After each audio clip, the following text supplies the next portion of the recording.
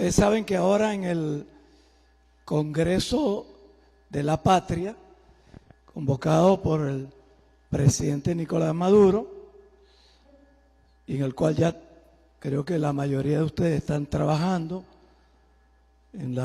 eso viene de las comunidades de base, en todo el territorio, hasta terminar en un congreso amplio que terminará en unas reuniones con invitados internacionales, allá seguramente no sé dónde, en el cuartel de la montaña, en abril, pero que se está trabajando, ¿no? Y una de las 5 líneas para la reflexión es el tema de la nueva hegemonía. Está el bloque histórico, está la nueva forma de lucha, el tema económico. Pero, ¿qué es esto de la nueva hegemonía en realidad?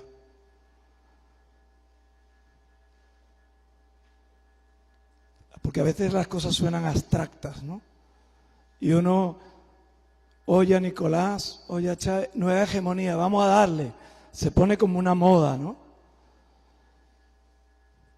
Quisiera que saliésemos de aquí con el concepto más claro de qué significa nueva hegemonía.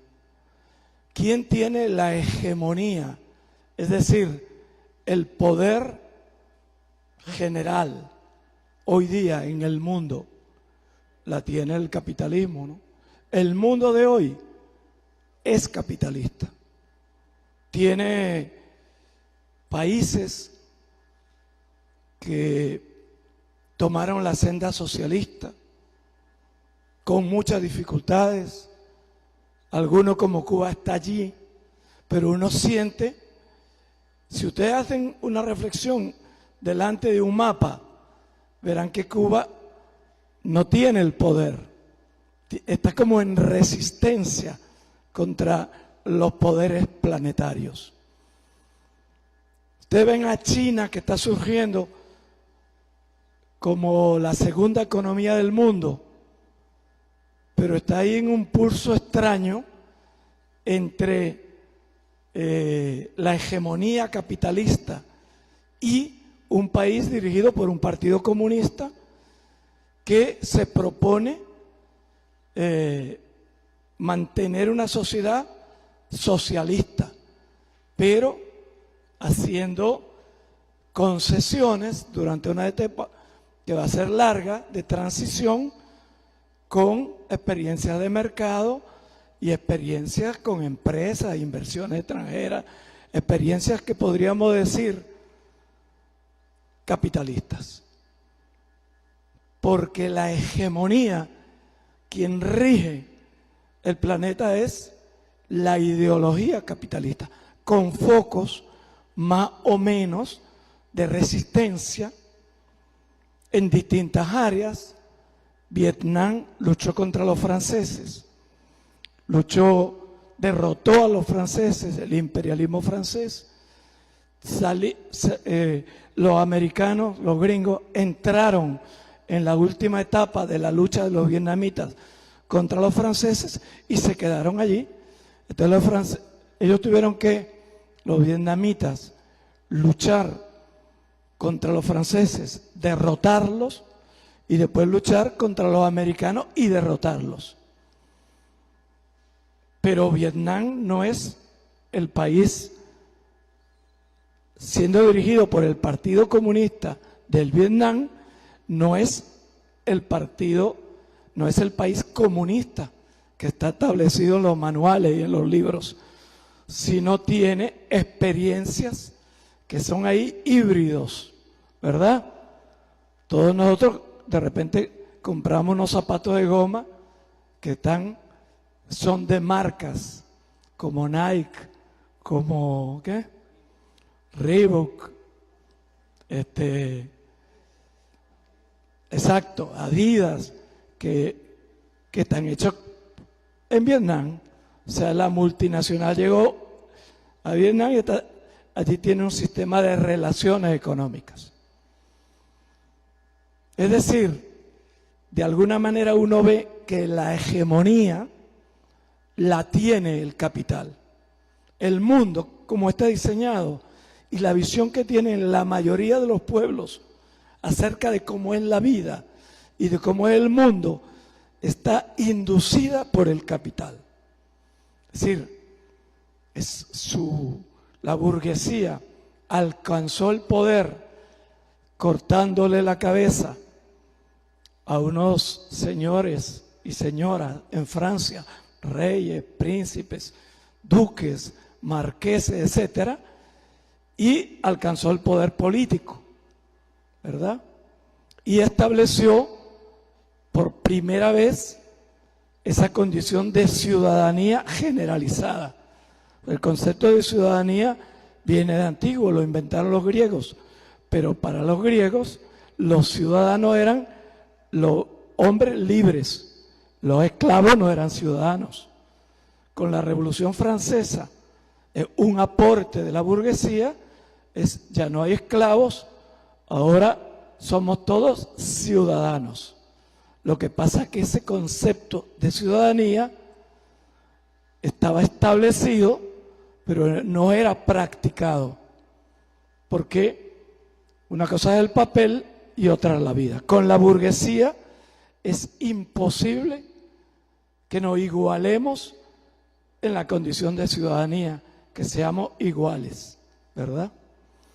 Entonces, ¿se acuerdan que hablamos la otra vez cómo Chávez lanza la metáfora del agua para explicar esa hegemonía, que es como el agua que se va metiendo por todos los intersticios y va llegando a todas partes? Así, la ideología del capital nos convence de que el mundo es así. Nos convence de que tener cosas es lo que es bueno, tener posesiones.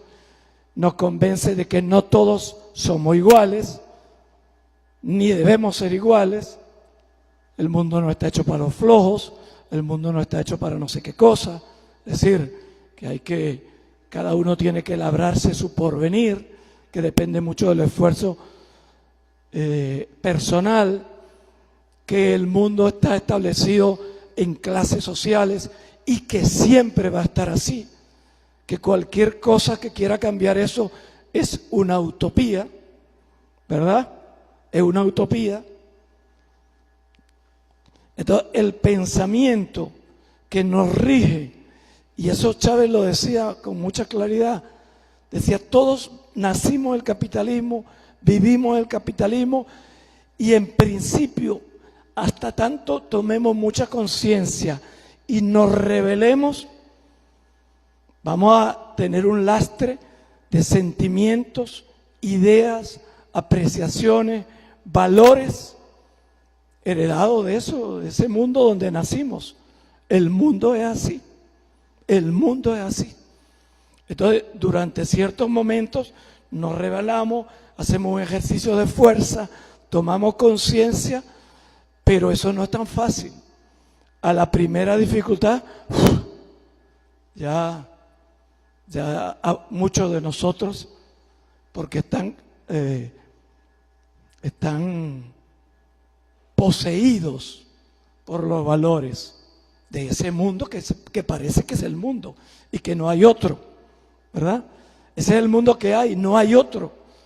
Ese otro es el que hay que construir a nivel planetario, y muchos de nosotros tenemos la seguridad de que la humanidad, salvo que caiga en un abismo y desaparezca, la humanidad con sus valores va a triunfar, ¿verdad? Los valores humanos, los valores solidarios, generosos. Pero además hay que hacerlo en cada comunidad, en cada territorio, en cada país. En Venezuela, hoy por hoy, hay una hegemonía burguesa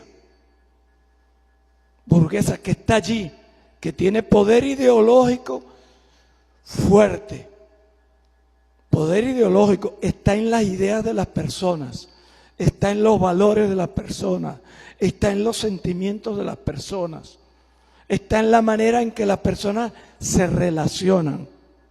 ¿Se acuerdan del ejemplo que Chávez contaba del amigo de él, compañero del liceo, o de compañero de él, de juventud, que él consigue que le den un tractor? Y al cabo de un tiempo viene, mira, ¿y cómo va la cosa con el tractor? No, ahora me va de maravilla. Ahora yo lo alquilo y con eso me estoy haciendo rico. Ese es el valor, que no es que el tipo fuera un sinvergüenza en lo personal, sino que hay una hegemonía de valores que lo rige a él, que es como dueña del alma colectiva, de las conciencias. Y esa hegemonía está presente, ¿verdad? Cuando uno de nosotros, uno como nosotros, ¿verdad? Porque tiene dificultades, dice, oye, yo voy a bachaquear, voy a especular, compro algo en 100 y lo vendo en 1000, ahí es prisionero de unos valores hegemónicos. Siguen siendo hegemónicos en Venezuela. Son hegemónicos en el mundo y son hegemónicos en Venezuela. Todavía están allí. Y todavía en nosotros tenemos una lucha interna, cada uno de nosotros, mujer o hombre. Entonces, ¿qué planteaba Chávez? Una nueva hegemonía. Contra aquel poder, que es un poder en la conciencia, en la ideología, en los valores, tenemos que construir otro poder en resistencia, en principio, ¿verdad? Pero que después tiene que pasar a ser el poder hegemónico. Es una lucha, en definitiva, entre dos visiones del mundo, dos modos de vivir, dos maneras de entender la vida, dos maneras de relacionarnos entre sí los seres humanos, una y otra. En un periodo como el que vivimos nosotros es una confrontación que ojalá se pudiera dar solamente en el terreno de las ideas. Fidel elaboró esa frase, la batalla de las ideas. Ojalá, pero nosotros sabemos que nos enfrentamos a un poder hegemónico que hace de la guerra su negocio. Tiene el complejo militar industrial más poderoso del mundo y que lo tiene que tener activo, lo tiene que tener en la bolsa de valores como algo poderoso y fuerte, cuyas acciones crecen, para lo cual tiene que tener una guerra, o más de una guerra, o dos guerras, o tres guerras, para poder renovar los armamentos, desarrollar armamentos. O sea, la guerra es un negocio para ese poder hegemónico. Eso es muy importante porque, ¿se acuerdan que Chávez decía, hay un mundo que está muriendo y no termina de morir? Si lo vemos a escala planetaria, no está muriendo, está muy fuerte y poderoso. Y muchos a veces se ponen pesimistas, nunca va a poder ser. Yo he conocido muchos revolucionarios que llega un momento en que dicen, esto no tiene futuro. Esto hay que, vamos a sobrevivir, porque ese poder es inderrotable. Otros decimos, no, ese mundo no está muriendo, pero hay que matarlo. Y hay territorios, como el caso en este momento en Venezuela, donde la pugna es grande. Y uno sí podría decir, un mundo que queremos que muera y no termina de morir, y un mundo que está naciendo y no termina de nacer. Vienen con mucha fuerza, contra nosotros. Y no es que vengan con flores, no es que vengan con, con respeto a los derechos humanos, no. La derecha es cruel, es dura y mata. Y mata. Y mata fuertemente, ¿no? Ya en esa especie de confrontación de estos años en Argentina, ahora que la derecha volvió a tener el poder ejecutivo, ya iban 75.000 funcionarios ya despedidos, ¿no? Si aquí ganara la derecha, aquí el recibo de luz no vendría por 45 bolívares. El recibo de luz vendría por 2 o 3.000 bolívares actuales. Actuales, eso a futuro no sé. Y el internet no sé cuánto, y el teléfono no sé cuánto. Es decir, olvídense, ¿no? Entonces, tenemos esa lucha entre poderes. El poder que debiera estar muriendo, para eso estamos en revolución, pero que está allí peleando, no termina de morir, y el poder que está naciendo y no termina de nacer. Porque si terminara de nacer, la Asamblea Nacional no estaría en manos de la burguesía parasitaria y en manos de las corporaciones. No termina de nacer. Tendríamos las comunas, seríamos un país productivo. Estamos ahí, en esa lucha por la hegemonía, ¿no? La revolución, el poder, no termina de tener el poder. Tiene el poder político. Yo diría, tiene una parte importante del poder político. Lo tenía más hasta hace unos meses, que le fue arrebatado un espacio de poder. Tiene el poder económico. Tiene un elemento muy importante, que es el manejo de las divisas, ¿verdad? Ya no tiene el hacer leyes en el terreno económico. Tiene petróleo de Venezuela, tiene el Estado a través del gobierno, del Ejecutivo, el manejo de los recursos naturales, pero la logística, en una burguesía parasitaria importadora, maneja el tema logístico de la importación y la distribución, y cuando quiere nos ahoga, nos pone a sufrir. Ese es entonces la revolución tiene que estar ahí en una especie de entendimiento con ciertos factores que determina como más nacionalistas, menos apátridas, ¿verdad? Está allí compartiendo ese poder hegemónico, es un compartir el poder. Tiene el poder ideológico. Yo diría que ha creado una conciencia, la revolución, una conciencia en el seno del pueblo que durará, como dice Diosdado, por 1000 años. Aquí ya es inimaginable la vuelta atrás. No hay vuelta atrás. No es que se haya metido Chávez, que se metió como ser humano, como camarada, como buena gente, como persona, ser humano excepcional, que se nos metió en el corazón, sino que su proyecto, sus ideas, forman hoy parte de la cultura política, ¿verdad? De la cultura política, que ya tiene un territorio ganado. Ya eso es, creo yo, en esos términos, irreversible, pero no está en todo el mundo, no es hegemónica. Estamos allí, ¿verdad?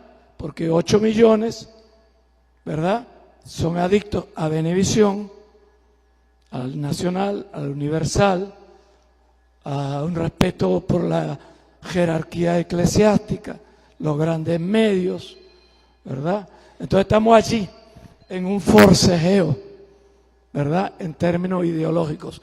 Tenemos un territorio ganado inmenso. El 7% era la votación histórica de la izquierda. El resto, AD o COPEI. Ya todo eso cambió. Cambió la Fuerza Armada, la doctrina de la Fuerza Armada cambió, ¿verdad? Es decir, hoy sí podemos decir que estamos dando la pelea en condiciones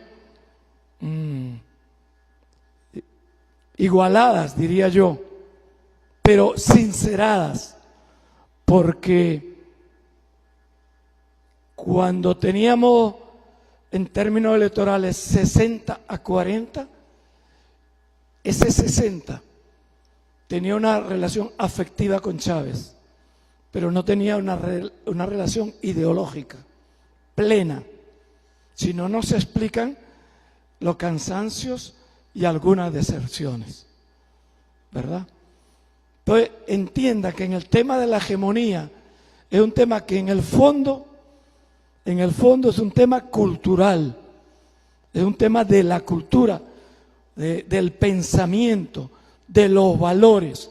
¿Se acuerdan de Chávez? Los motores, el tercer motor, ¿verdad?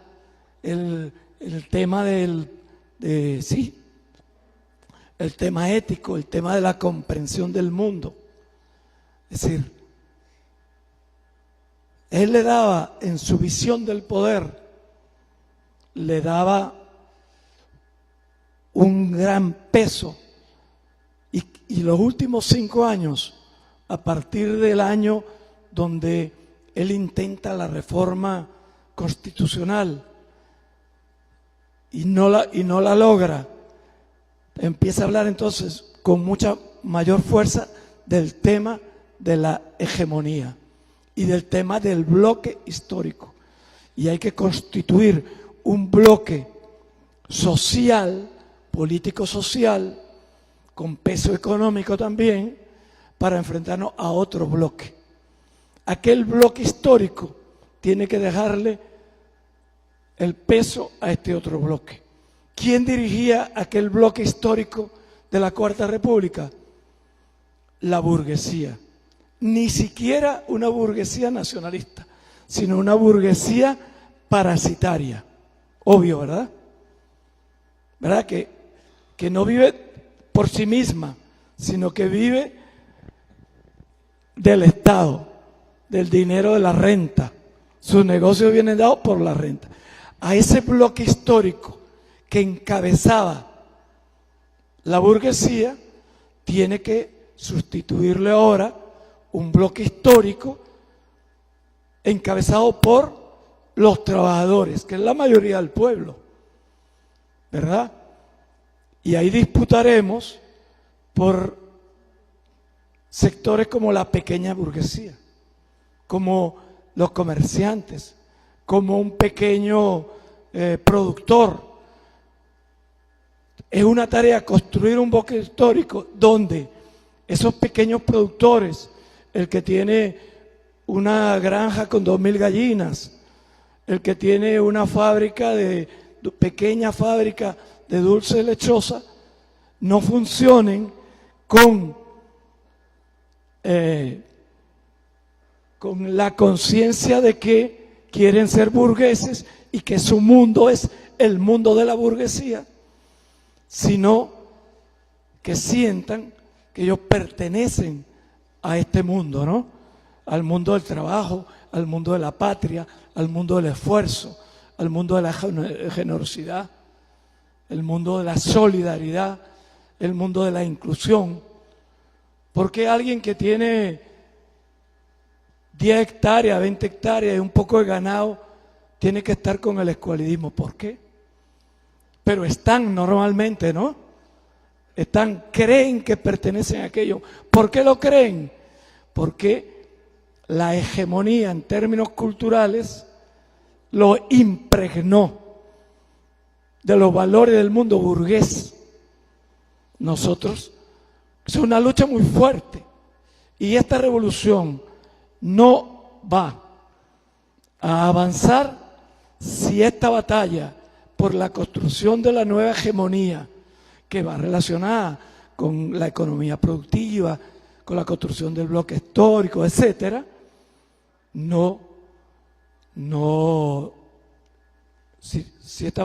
si en esta batalla nosotros no logramos triunfar. Si triunfamos, habrá revolución por mucho tiempo. Si no, la revolución no va a ser aplastada, pero estará en lucha, en una lucha difícil, constante, hasta que logre alcanzar la hegemonía. Uno tiene la confianza de que el bien triunfa sobre el mal. No siempre es así, pero a largo plazo, en el fondo de los seres humanos, hay una posibilidad de ternura, una posibilidad de solidaridad, una posibilidad, aunque sea un sueño, de crear un mundo mejor de relaciones humanas, una espiritualidad de lo humano. Bueno, estamos en una batalla. Si yo pensara que estaba perdida, que no habría ninguna posibilidad de ganarla, igualito seguiría luchando. ¿Por qué? Porque a lo mejor en un futuro alguien vería allí un ejemplo.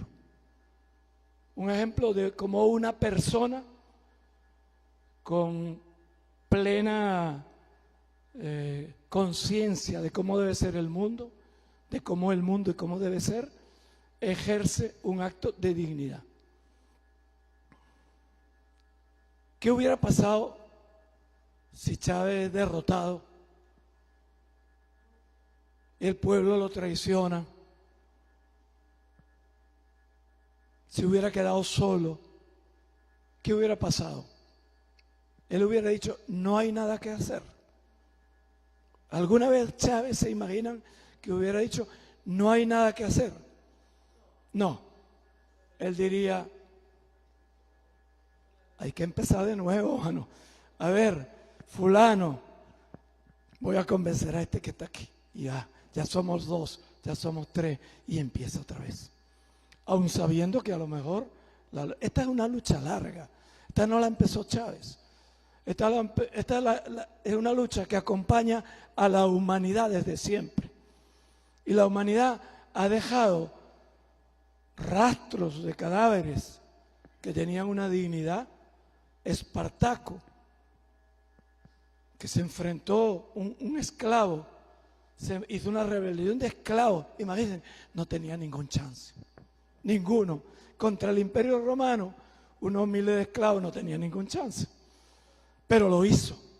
Es decir, es el destino de quien tiene conciencia de enfrentarse. Esta revolución no está perdida. Hay gente por allí en los ministerios, en algunas estructuras de poder, que están ahora, perdieron la confianza y dicen, no, ya, esto va a caer, vamos a raspar la olla. Ahora se está intensificando lo que estaba más dormido e incipiente. Esto no es generalizado. Digo que hay casos que entonces están diciendo, bueno, vamos a robar lo que podamos porque ya esto se va a caer. No se va a caer. No se va a caer. Estamos en una lucha. La lucha no es fácil, pero esto no se va a caer. Es la lucha. La revolución tiene un poder, pero no tiene todo el poder. No tiene todo el poder. Tiene un poquito de poder político, tiene algo de poder hegemónico, tiene el poder de mando en la Fuerza Armada, comparte el poder ideológico.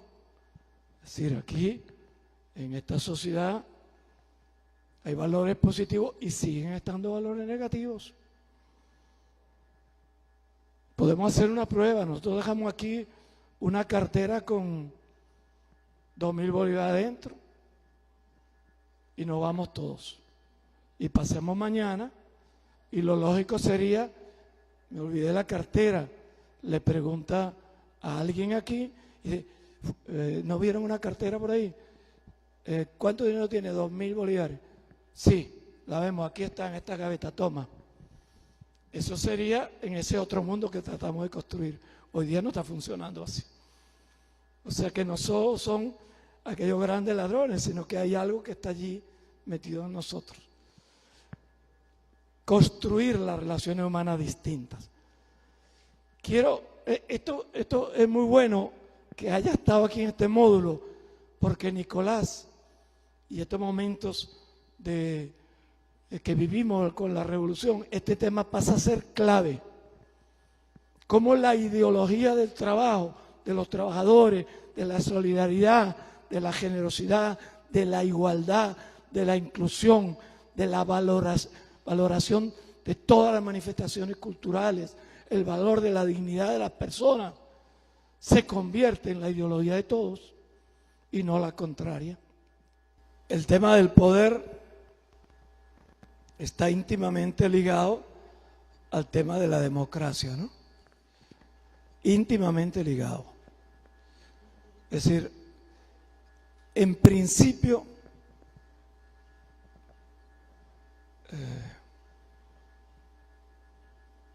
la democracia, en principio, no la califiquemos como abstracción, es la única que garantiza que todo el mundo tiene al menos una partecita del poder. En una sociedad no democrática, alguien tiene el poder y los demás se la calan. Puede ser en una monarquía absolutista, o los señores feudales, o bueno, cuando hay una dictadura, cualquier sistema no democrático, el poder está concentrado. Entonces, la burguesía instituye la democracia representativa y genera estructuras formales, lo que hoy conocemos como congresos o asambleas, que son representantes del pueblo. Tenemos división de poderes, ¿verdad? Esos son aspectos formales. Hay un poder ejecutivo, hay un poder legislativo, hay un poder judicial. Esos son los tres clásicos, ¿no? Entonces, todo eso va ligado a la idea de democracia. ¿Se acuerdan que una vez hablamos de que la burguesía como clase dominante ejercía un poder más allá de las formas de la democracia representativa? En el fondo ejerce un poder real. Es como en Estados Unidos. ¿Quién tiene el poder en Estados Unidos? Lo tienen las grandes corporaciones. En un país donde hasta esos cabilderos, que ustedes lo ven en las películas, los lobbies, tienen validez legal, existen allí para influir en los diputados. Y además los multimillonarios pagan las campañas y nadie que no tenga muchos miles de millones detrás puede ser presidente en ese país. Es decir, hay una estructura de poder que está por encima de las formalidades. Algunos pensadores en el siglo XIX decían que eso era la dictadura de la burguesía. O sea que más allá de la formalidad, el poder lo tiene la burguesía. Es quien dicta las normas, quien dicta el funcionamiento de la sociedad. Por eso es una dictadura, dictan la manera de comportarse la sociedad. Es la dictadura de la burguesía.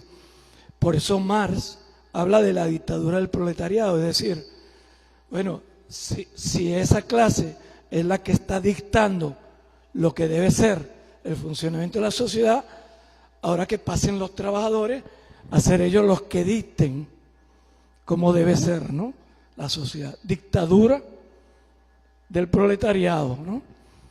Ambas con formalidades democráticas. Sabemos que en las experiencias socialistas del siglo XX, la dictadura del proletariado fue en muchos casos secuestrada por una dictadura de un partido, ¿cierto? O sea, en la Unión Soviética, el Partido Comunista de la Unión Soviética era quien realmente ejercía el poder. No es que no tuviera formalidades democráticas igual o tan valiosas, pero distintas, que las del mundo occidental, ¿verdad? Porque no es que allí la gente, hay un tipo que manda y los demás obedecen, no. Tienen sus estructuras también democráticas. Ahora, una persona a la que yo tuve la suerte de conocer muy bien y trabajar con él, que es Alfredo Maneiro, gran maestro, luchador, desgraciadamente falleció muy temprano, falleció creo que tenía 45 años, y al que Chávez conoció en los años 70, a través de Vladimir Ruiz, no sé si Federico también, hizo conexión. Vladimir Ruiz trabajaba con Alfredo Maneiro, como yo también, hizo muy buena conexión. Y Chávez y Alfredo tuvieron reuniones distintas, clandestinas, porque Chávez era un teniente, un subteniente, era muy jovencito todavía, y Alfredo era dirigente de un pequeño partido revolucionario. Tuvieron encuentros, y Chávez cuenta que Alfredo le dijo, teniente Chávez, no se vaya a apresurar, recuerde que esta lucha es larga, para largo, ¿no? Bueno, uno de los temas de Alfredo era la democracia. Él venía de partidos donde, y visiones donde la democracia no era lo importante. Lo importante era alcanzar el poder, los grandes temas de emancipación, justicia social, pero la democracia en lo esencial no era importante. Y Alfredo escribe, Alfredo hace algunos trabajos, Alfredo conversa con Chávez, y Chávez, por esa y otras posibles influencias, toma el tema democrático como algo esencial en su pensamiento. Para Chávez, la democracia es el eje de todo. Cualquier construcción humana tiene que ser en democracia. Lo que pasa es que, como bien nos lo explicaba Edwin, una cosa es la democracia establecida y otra cosa es que sea establecida y practicada. Porque es democracia en la teoría y no es en los hechos. Porque no todo el mundo somos iguales. No todo el mundo, nuestro peso en la vida pública es el mismo. Nos convocan a votar en el pasado cada 5 años y con eso justificaban su democracia. Cada 5 años, además te hacían trampa. Cada 5 años votabas, te hacían trampa y ya. Eso era la democracia. Y Chávez dice, no puede ser así. La vida pública de la república. ¿Se acuerdan que Chávez nos decía, república viene del latín, res publica? La res significa la cosa, el asunto, y pública, pública. Eso lo dijo Chávez en alguna oportunidad. Bueno, los asuntos públicos. Los asuntos públicos no solo es dirigir a un presidente como Rafael Caldera, ponerlo allí y a partir de eso todos somos una especie de súbditos. No. La visión de Chávez de la democracia es que la democracia se ejerce todos los días, cada día, en todos los ámbitos. En una escuela, en un taller, en una fábrica, en una comunidad agrícola, en una familia, ¿verdad? Y una democracia pensada así tiene que ser en base a una noción de igualdad, porque si no somos iguales ya no es democracia. Si tu voz vale más que la mía, ya no es democrático, porque tú siempre me vas a derrotar. Si tu voto vale más que el mío, ya no es democrático.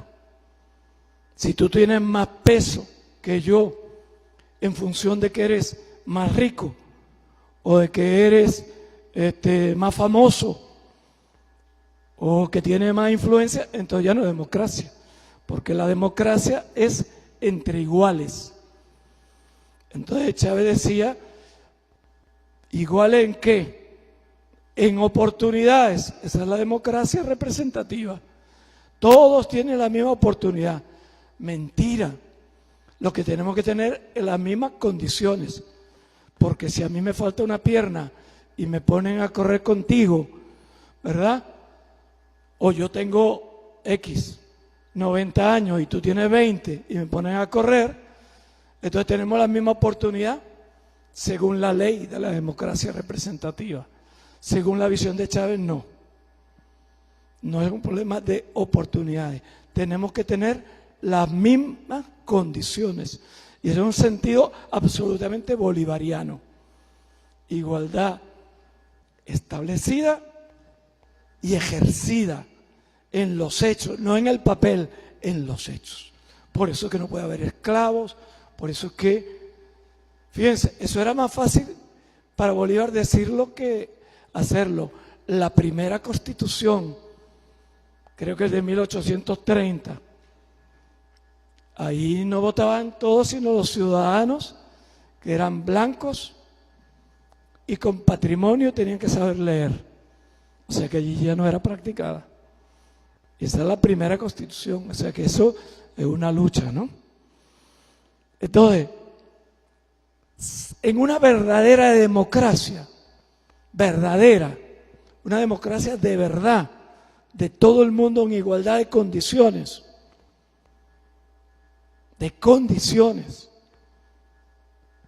¿cómo es el tema del poder? ¿Cómo se ejerce el poder? ¿Quién lo ejerce? ¿Quién lo ejerce? Ese es un tema muy importante para Chávez. Y lo es para todo revolucionario.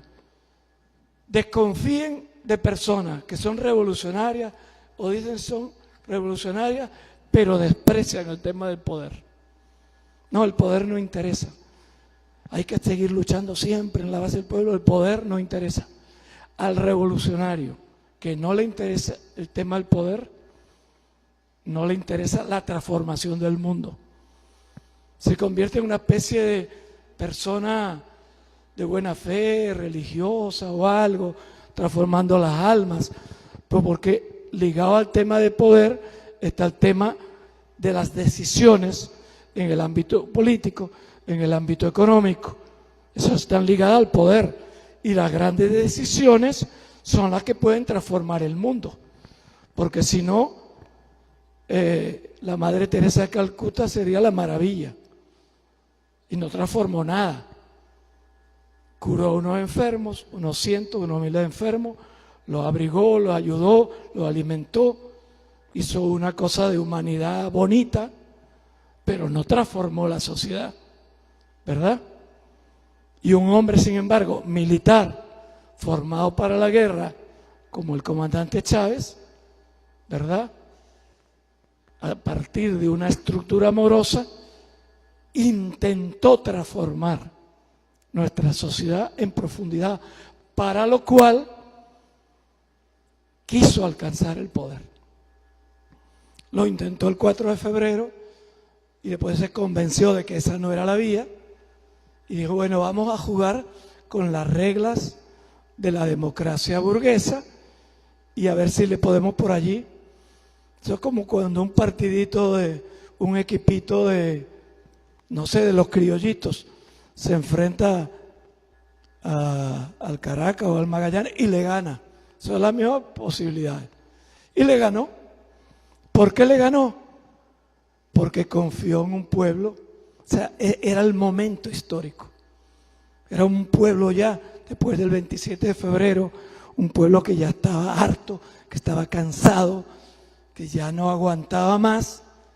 Y llegó Chávez, se fue a las catacumbas, durante años recorrió pueblo tras pueblo, y vieron en él a un hombre bueno, vieron en él a un hombre de palabra, a un hombre consecuente, a un luchador, y la gente lo comenzó a seguir. Y le hicieron todo tipo de trampas, no lo querían llegar a dejar, le hicieron trampas, lo calumniaron, decían que quería quemar, ¿cómo es? Freír las cabezas de los adecos en aceite, todas las cosas que se confabularon, pero Chávez, confiando en el pueblo, con un espíritu democrático, logró llegar,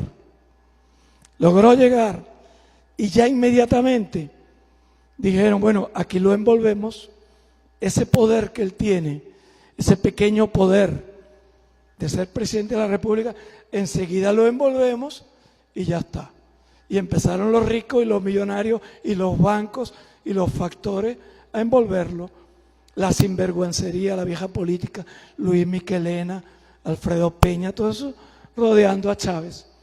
Creyeron que lo podían comprar, porque ellos tenían el poder mediático, tenían el poder financiero, tenían el poder económico, y Chávez tenía en ese momento solo el poder simbólico, porque ni siquiera tenía la Fuerza Armada.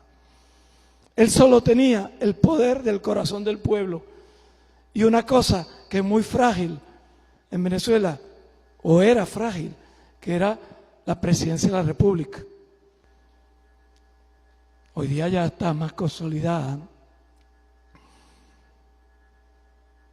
O sea, quiero decirlo con esto, que Chávez tenía una vocación de poder porque sabía que la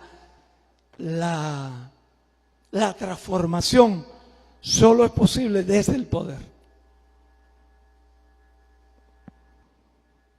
Entonces, ¿cómo Chávez concibe ese poder? Yo creo que hay 5 reflexiones que él hace que son muy importantes y que tienen que ver con lo que veníamos hablando. Perdone, pero quiero preguntarle, ¿se entiende la idea? Sí. ¿Vamos bien? Vamos, como decía Chávez. Me gusta mucho en el Canal 8 que pusieron ese vamos, que es muy chavista, ¿no? Vamos. Bueno, vamos.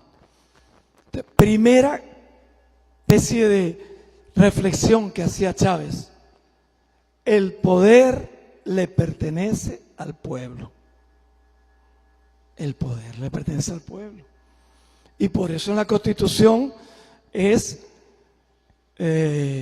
democracia participativa y protagónica, no representativa, porque el pueblo elige unos representantes y ellos después tienen 5 años para hacer lo que les da la gana. Nosotros estamos cargados en nuestras instituciones hoy día todavía de unos que son voceros y después no son voceros, después son autócratas, porque son voceros de un consejo comunal, son voceros en un ministerio. Cuando tú eres vocero, es que eres la voz de un colectivo, eres simplemente la expresión de ese colectivo. No, estamos plagados de voceros que no son voceros, son unos tipos que agarraron el cargo y no lo quieren soltar, no ejercen. Entonces, en la democracia representativa, tú elegías a un diputado y ese diputado después hacía lo que le daba la gana. Entonces, Chávez no insiste, no. El poder no es del presidente de la República, el poder no es de los diputados, no es de los jueces, no es del Tribunal Supremo de Justicia, el poder es del pueblo. Eso no lo inventó él, eso es una vieja concepción, pero en la burguesía sabemos que es establecido pero no practicado. Para Chávez eso se convirtió en algo que había que llevar a cabo permanentemente. Si el poder es del pueblo, ¿cómo hacemos para que el pueblo gobierne? Esa es la segunda reflexión de Chávez. ¿Cómo hacemos para que el pueblo gobierne? Entonces él decía, bueno, yo soy presidente, yo sé que yo tengo que tomar decisiones, porque para eso el pueblo me puso aquí. Tú eres ministro, porque el pueblo soberano me eligió a mí y yo te nombré a ti parte del equipo. ¿Cómo hacer tú y yo para gobernar gobernando el pueblo? Entonces, una segunda reflexión, un tema de preocupación de Chávez. Él no tenía ninguna duda, el poder no es mío, el poder no es de nadie, el poder es de todo el pueblo. Todo el pueblo puede cambiar lo que sea. Y eso quedó claro en la Constitución. Un grupo de personas no pueden hacer un truco porque tengan una mayoría en la asamblea, un truco leguleyo y cambiar una constitución, hacerle una enmienda, no pueden. Porque el poder es del soberano. ¿Verdad? ¿Estamos de acuerdo? Todos nosotros somos chavistas, el poder es del pueblo. ¿Cómo hacer, segunda revolución, para que gobierne el pueblo? Entonces, Chávez nos instruía a todos nosotros que nuestra tarea principal, en el caso de los ministros o en el caso de quien tuviera algún tipo de poder que emana del pueblo, gobernadores, alcaldes, ministros en el sentido que viene indirectamente a través de la presidencia, que nuestra tarea era transferirle el poder al pueblo. Si tú eres el alcalde, eso es chavismo puro, destilado, puro, chavismo puro. Si tú eres alcalde, tú tienes que transferirle el poder al pueblo, gobernar con el pueblo. Él toma aquella cosa del subcomandante Marcos, del zapatismo, y que después lo tomó Evo también y tal, de mandar obedeciendo, ¿verdad? Tú tienes que mandar siempre con el pueblo, para lo cual tú tienes que convertir la política en un ejercicio de pedagogía, porque efectivamente no todo lo puedes someter a referéndum revocatorio, no todo. Sí. Cada cosa que se te ocurre, hay que hacer una relación distinta del bolívar y el dólar. Vamos a hacer un referéndum. No puede, estaría todos los días, o sea, no funcionaría. ¿Cómo hacer para que en la realidad tú estés gobernando con el pueblo? Primero, que cualquier espacio político es un espacio donde el pueblo tiene que tener voz de alguna manera importante. Importante. Y además que el pueblo esté bien informado de todo, de todo. Y de ahí que Chávez hizo del ejercicio político, el ejercicio de mando, un ejercicio pedagógico constante. Él no diferenciaba política o, digamos, ejercicio de mando de ejercicio pedagógico, ¿verdad? El ejercicio de poder era un ejercicio con una consistencia en la pedagogía. Estaba todo el tiempo explicando. Primero hizo que lo entendiéramos a él. Primero hizo que lo conociéramos. Porque para poder ejercer el mando tiene que conocer a la persona. Si no, es una autoridad que llegó ahí. Lo conocimos hasta en lo íntimo, en lo más profundo de su ser, de su espiritualidad. No era anécdota hablar de la morrocoya de Roseiné, no, hablar de su abuela, era para que lo conociera, para que nosotros nos conectáramos espiritualmente con él. Es decir, si él era el que le tocaba tomar decisiones, en la medida en que nosotros somos parte de él y él nos conoce a todos nosotros, eso es muy importante.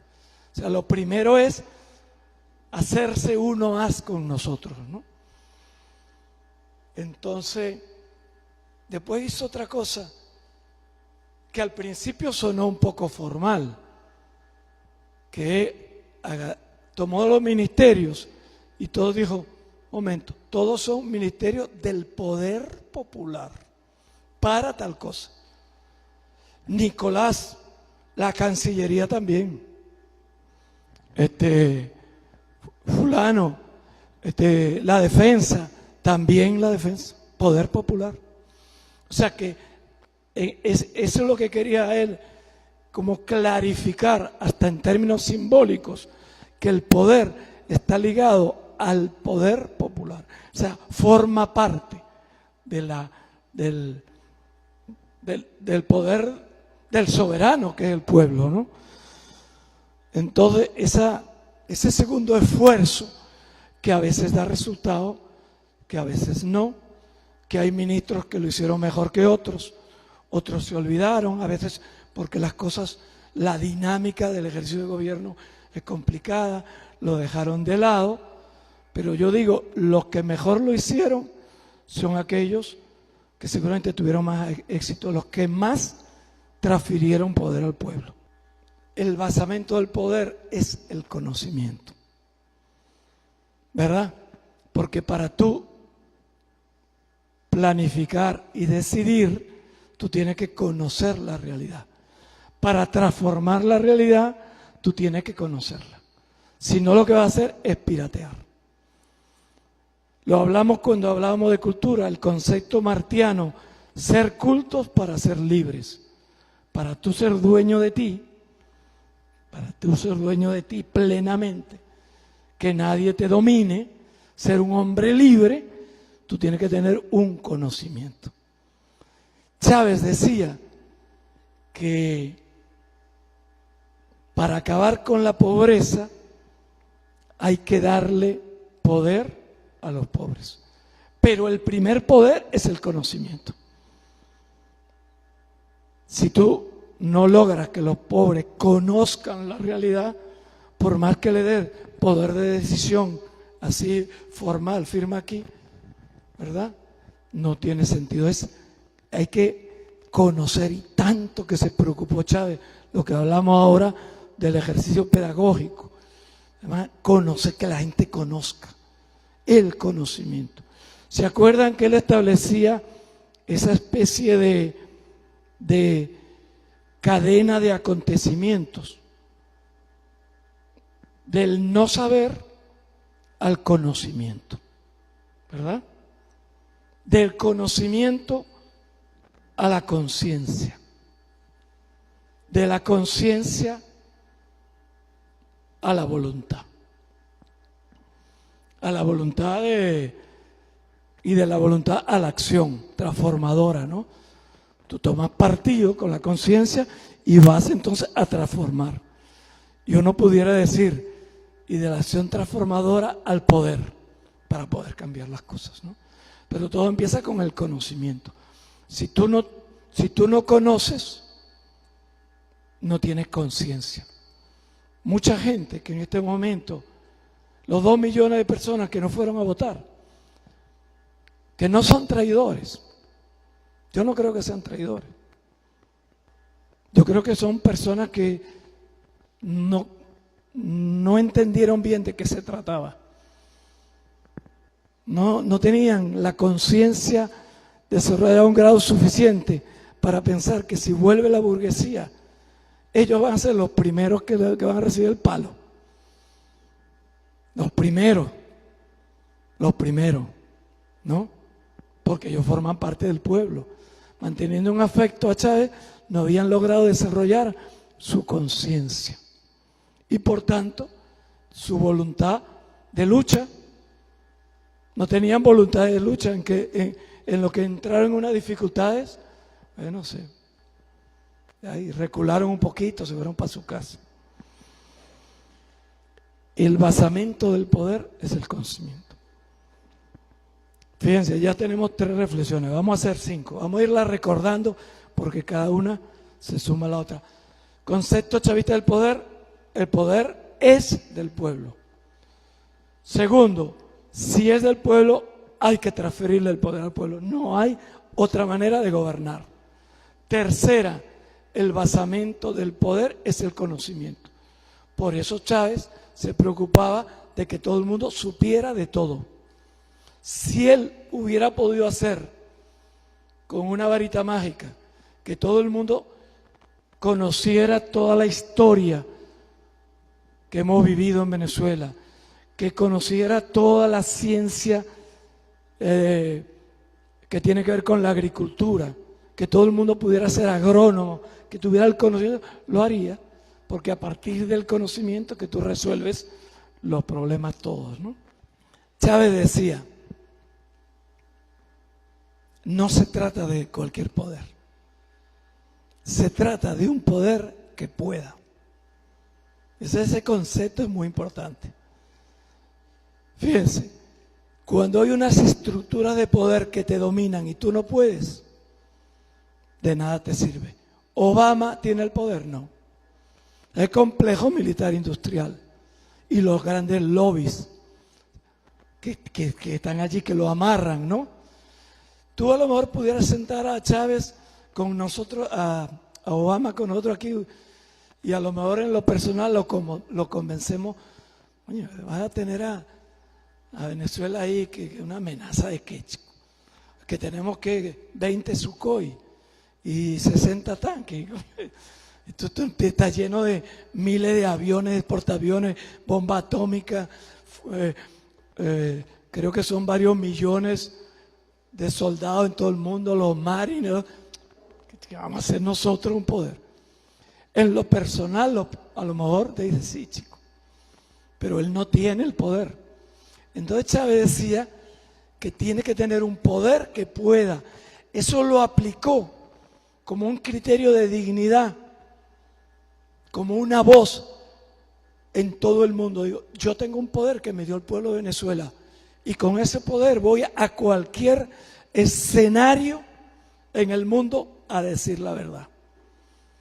Voy a hacer valer ese poder.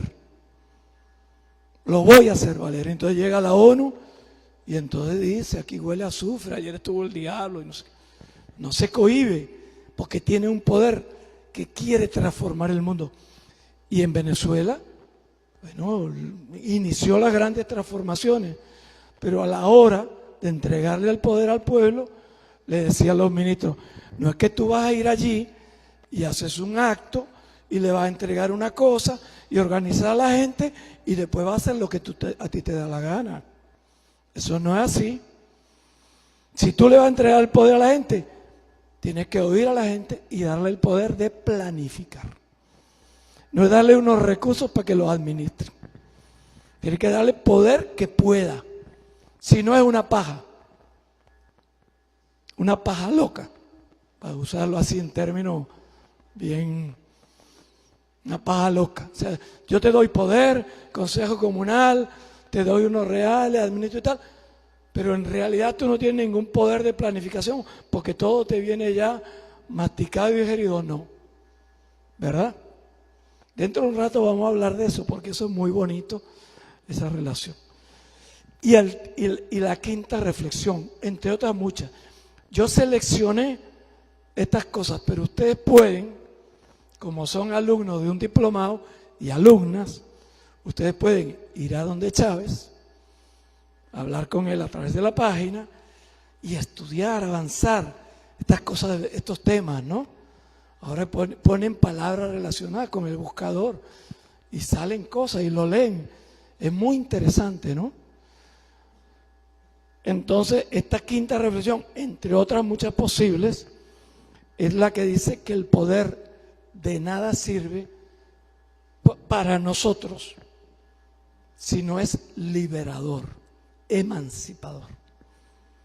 Al sátrapa sí le sirve, al burgués sí le sirve, al dictador sí le sirve para dominar, para mandar, pero el poder nuestro, el poder del pueblo venezolano en revolución, el poder transformador, no sirve si no es para liberar, para emancipar, para construir esa otra sociedad justa, equilibrada, incluyente, donde la felicidad en términos sociales esté garantizada.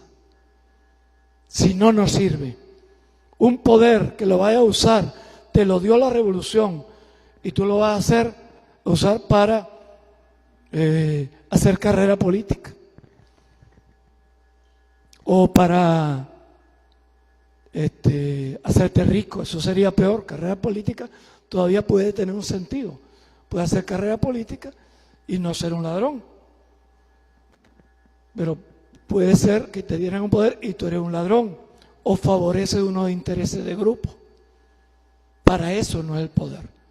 El poder es ejercido a plenitud para liberar a las personas, para emanciparlas de toda cadena, de todo yugo, del yugo ideológico, tema de la hegemonía, de la opresión de género. Por eso Chávez era feminista. Opresión de género, el machismo no es liberador, el machismo es opresor, ¿no? Todo tipo de emancipación. Fíjense, entonces, yo hago como Chávez, repito y repito, y como Aristóbulo. Eso lo aprendí también de Aristóbulo. Porque a uno le da pena repetir una idea, pero después cuando los ve a ellos y la repiten, dice, así se me queda, es verdad. Eso uno aprende de los maestros. Entonces, el poder le pertenece al pueblo, hay que devolverle el poder al pueblo. El basamento fundamental del poder es el conocimiento. No puede ser un poder cualquiera, tiene que ser un poder que pueda.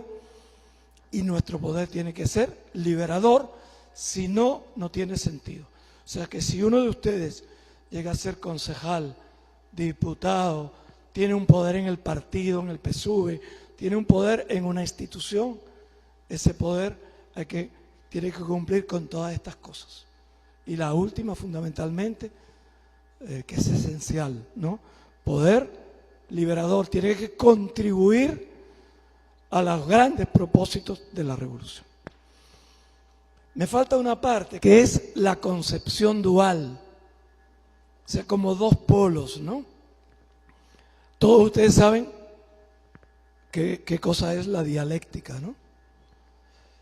Como idea, ¿no? Como procedimiento de análisis, pero además como teoría de cómo funciona el mundo. Incluso algunos han intentado demostrar que el mundo en la naturaleza también funciona así, ¿no? En todo caso, el mundo de lo humano está más allá de toda duda de que funciona así, ¿no? Hay una tesis, a toda tesis se le opone una antítesis, y de la lucha o de la confrontación, no es una confrontación de adversarios, no, es una especie de tensión que hay entre ambas, sale una síntesis, ¿no? Nicolás Maduro el otro día hablaba de la dialéctica en términos de método de análisis y entonces le añadía otro componente, decía síntesis, antítesis, análisis y síntesis. Eso es cuando se está usando la dialéctica como método de análisis, ¿no? Pero nosotros prescindamos del método de análisis. La dialéctica como comprensión, cómo funciona el mundo, ¿no? Fíjense, por ejemplo, el avance del conocimiento humano, ¿no? Va de la teoría a la práctica, ¿no? Tú haces algo, ¿verdad? Algo, empíricamente, estás trabajando allí y produce algo, ¿no? Tú resulta que zumbaste allí unas semillas y de repente te diste cuenta de que crecieron, ¿no? Y entonces, de esa práctica, tú elaboraste una teoría. La teoría es, oye, las plantas producen unas cositas que si yo las pongo allí, siembra. Ya tengo una teoría. Ahora la voy a aplicar a ver si me funciona siempre. Y entonces resulta que si la siembro en tierra seca y no la riega, no da. Entonces voy del conocimiento a la teoría, de la práctica a la teoría. Esa es una relación dialéctica en el aprendizaje. Así la humanidad, cuando se le morían algunos miembros de la familia por comer algunas plantas, decían, esta es venenosa. Creaban teoría, esta sí, esta no. Pero para eso tenían que morirse algunos, ¿no? Entonces va de la teoría a la práctica. Entonces así vas aprendiendo a hacer los muros de tapia, así vas aprendiendo a entender cómo el clima, etcétera, ¿no? Eso funciona siempre. Esa es la dialéctica. Entonces él desarrolló una especie de visión dialéctica, podríamos decir, para el poder. Para el poder. Él desarrolló con mucha claridad para un país, yo no sé si eso es universal, eso está, digamos, está, es algo para ser aplicado en este tiempo histórico que nos toca vivir, con el mundo como es, con nuestra sociedad como es, nuestra diversidad cultural como es, nuestra diferencia de clase como son, etcétera, ¿no? Nuestra Venezuela como es, ¿no? O sea, está contextualizado. No creo que es una teoría universal, es para ahora, ¿no? Pero él desarrolló una visión con dos polos. Yo le llamo un concepto dual del poder. Y ustedes lo buscan y en el libro azul ya está. Y el libro azul es una cosa... Chávez, no, todavía le faltaban muchos años para ser presidente, ¿no? Estaba construyéndose a sí mismo en su liderazgo y ya veía, ¿no? Entonces una cosa que él llamaba poderío nacional, sin el cual no es posible hacer una revolución transformadora en Venezuela.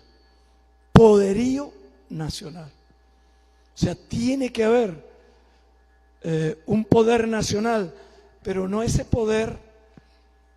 Bueno, en la Cuarta República había un poder nacional. Allí estaba el Ejecutivo, No, él incluso no usa la palabra poder ahí, sino un poderío. No sé por qué. No sé si es para darle una fuerza especial, ¿no? Si estuviera aquí con nosotros, yo le preguntaría, comandante, ¿por qué le puso a eso, le puso poderío? O sea, para darle un énfasis, ¿no? Pero sí lo dijo así, ¿no?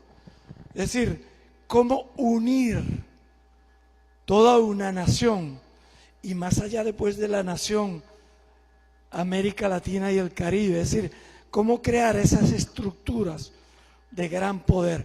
En el caso de Venezuela, cómo unificar esa fuerza del Estado como una sola gran cosa. Para este contexto que vivimos con una sociedad fragmentada, él pensó, o la vida lo fue llevando allí, a que la solución era un gran liderazgo de una persona, de un grupo de personas, de un partido, pero que todo confluyera hacia una gran voluntad de hacer.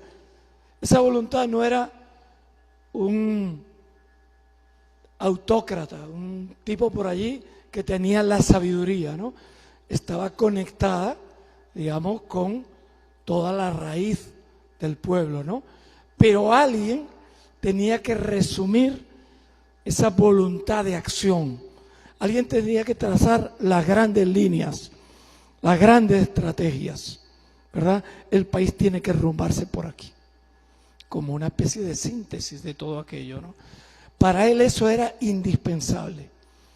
Por eso es, Nelson, que él no le simpatizaba nada, para nada, las fuerzas que Nicolás llama disolventes, tipo Rolandini, tipo, eso como fuerza, como antipoder, ¿verdad? Que dice, no, es el pueblo, no sé qué, el pueblo, o sea, se van a uno de los polos y se olvidan del otro. No, ese no es Chávez.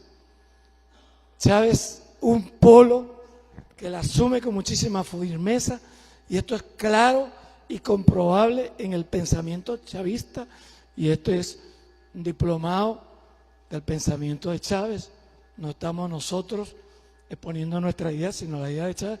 En el pensamiento de Chávez, lo pueden buscar, está la idea de un poder nacional con muchísima fuerza. Fuerza política, fuerza moral, fuerza económica, las grandes decisiones estratégicas. Fíjense ustedes que cuando ve que esa fuerza nacional, tal como está la estructura de poderes, se diluye en los distintos compartimentos y no, bueno, porque así es también los aspectos de esta democracia en la que vivimos. No solo gobernadores bolivarianos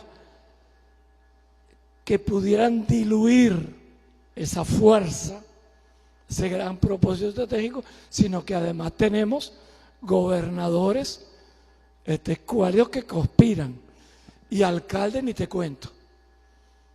25% en este momento de los alcaldes son de oposición, 75 son nuestros. Pero incluso los nuestros pudiera haber una pérdida de energía. Lo sabemos, ¿no? Digo algo que no lo sepamos todos. Bien, entonces decía, ¿cómo hago con las grandes políticas transformadoras si después no puedo avanzar? No podemos como nación porque hay fuerzas desestructurantes. Entonces, ¿cómo hace para suplir eso? Intenta hacer una reforma de transición a la Constitución. No es, lo definitivo sería otra Constitución más adelante, quién sabe, donde aparece una nueva geometría del poder. ¿Cuál es el módulo del poder? Donde él logra armar un esquema donde hay ejes de poder que vienen del poder nacional que pueden coexistir e influir, no sé si así lo estoy explicando bien, con administraciones que pertenecen a los estados o a los municipios. O sea, él dice, por aquí trazo un eje de acción para el poder nacional que a lo mejor va tocando distintos municipios, incluso de varios estados, ¿verdad? Lean, eso es muy interesante. La nueva geometría de poder es, a mi juicio, una manera de que el poder nacional, las grandes decisiones, pues, él no puede consentir. Si es la lucha contra la pobreza, que por un pajugo gobernador o un, qué sé yo, un alcalde imbécil, la política nacional no pueda llegar allí, ¿verdad? Entonces, esa política llega, bueno, que él administre sus recursos, él tiene un poder a nivel estatal, tiene un poder a nivel local, pero el Estado venezolano, ¿verdad?, y la nación tiene que trazar grandes estrategias que le puedan llegar a todas las venezolanas y todos los venezolanos y a todas las comunidades. Esa reforma es una maravilla. Desgraciadamente se perdió, entre otras cosas. Yo no sé si esto se debe decir o no. Entre otras cosas, muchos gobernadores chavistas y muchos alcaldes y alcaldesas chavistas pensaron que esos artículos atentaban contra su pequeño poder y se hicieron los, ¿sabes? ¿No? O sea, ese poderío nacional no iba con ellos. Esa idea, chavita, de que la nación unida como un todo, actuando para resolver los grandes problemas, no iba con ella. Si ya vamos al pensamiento escuálido, eso es lo contrario al de Chávez, que es el poderío nacional. El pensamiento escuálido es descentralización. El de Chávez era desconcentración. Un poderío nacional y desconcentrar estrategias, desconcentrar ejecuciones. Pero hay un centro que no es el Palacio Miraflores, no es Caracas, un centro que es el corazón de la patria. Es la idea de un poder de una patria. En la visión escuálida empieza a parcelar y vamos a repartirnos el país, que cada uno tenga su responsabilidad. Pero ese poderío nacional que mal asumido pudiera malentenderse, Chávez le crea el otro polo, que es el que genera tensión y lo ayuda a hacer. O sea, el concepto de Chávez del poderío nacional no podría funcionar si al mismo tiempo no tiene el otro polo, que es el poder del pueblo. O sea, tiene los dos en interacción, nutriéndose uno al otro, en una relación dialéctica. ¿Verdad? Es decir, el poder del pueblo en una comunidad, en un consejo comunal, en una fábrica, tiene sentido porque después hay un poder donde todos nos unificamos. Y aquel unificador tiene sentido porque todos tenemos en el territorio donde estamos, en nuestra actividad cotidiana, somos los dueños del poder. Es muy bonito. Yo creo que eso está implícito seguramente en las sociedades que entraron en procesos revolucionarios. Pero nadie que yo sepa lo explicitó como Chávez, así como el tema del amor. Esa relación entre esos dos polos de poder. Es decir, el poderío nacional en la mejor visión, en una visión ya evolucionada, madurada, ya es algo que viene de abajo y se concentra en un liderazgo o en una estructura de toma de decisiones, pero que viene de abajo. El todos somos Chávez es una frase de 3 palabras que pudiera sintetizar esa tensión entre dos polos de poder. Todos somos Chávez. Digamos, concentramos en Chávez el poder nacional, el poderío nacional, pero todos somos aquello, ¿verdad? Estamos alimentándonos, ¿verdad? Eso es como idea muy bonita, muy para nosotros, muy de este tiempo. A lo mejor al futuro, a lo mejor ya no funciona así. En el sueño de la sociedad ideal, de tanta gente que dio la vida por una humanidad más justa, los estados desaparecerían. Porque el estado, en la definición leninista, es el sistema de opresión de una clase sobre las otras. Entonces desaparece. Entonces, si desaparece el estado, a lo mejor desaparecen las naciones, a lo mejor se crea la gran patria de una vez, y a lo mejor esa gran patria se diluye en la humanidad y desaparecen las patrias en el sentido de fronteras, en el sentido de estructura de poder, en el sentido de monedas, y quedan las patrias en un sentido espiritual, en un sentido de arraigo a culturas, a costumbres, a herencias, a idiomas, a lenguas, a relaciones con la naturaleza, que no es lo mismo en Canadá que como puede ser aquí en los llanos, ¿no? Quedan las patrias en una cosa más humana, más espiritual, ¿no? Pero eso será en un futuro muy lejano. Ahora, la patria que nosotros concebimos en el pensamiento de Chávez, es una patria fuerte, un Estado fuerte, un poderío nacional que impregne a toda la sociedad, y eso tiene que ver con el tema de la hegemonía. Los trabajadores cohesionados, el pueblo trabajador, solo hay dos, burguesía y pueblo trabajador. Trabajadores, ¿verdad? Unidos, creando ese otro bloque histórico, ¿verdad? Y en todo eso convertido en una gran fuerza. Y en la escala de las comunidades, de las ciudades, de las fábricas, de donde la gente se relaciona en la escala cotidiana, la democracia plena, ejerciendo todo el poder, ¿no?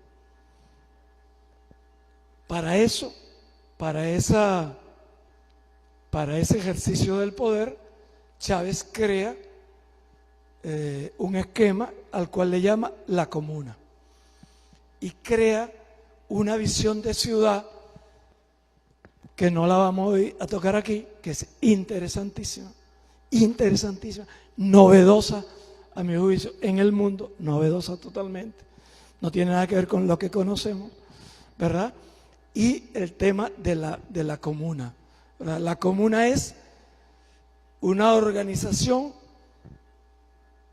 para el ejercicio de gobierno, no es para administrar reales, no es para... es para el ejercicio de gobierno.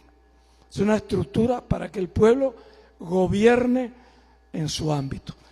Parte del ejercicio de gobierno es planificar, administrar muchas cosas, tomar decisiones, responsabilizarse por que se produzca, por no ser parásitos de otras economías, responsabilizarse por la deuda social que hay que cumplir, todo lo que está en el gobierno en grande, hasta la defensa debe estar en la comuna. Ese es el esquema de Chávez. Poderío nacional, poder popular y con una estructura modelo que debería estar en todo el territorio, que es la comuna, ¿verdad? Esa era un poco la visión del poder en Chávez, interpretada por nosotros, pero bueno, sobre esto ustedes pueden estudiar, avanzar, discutir,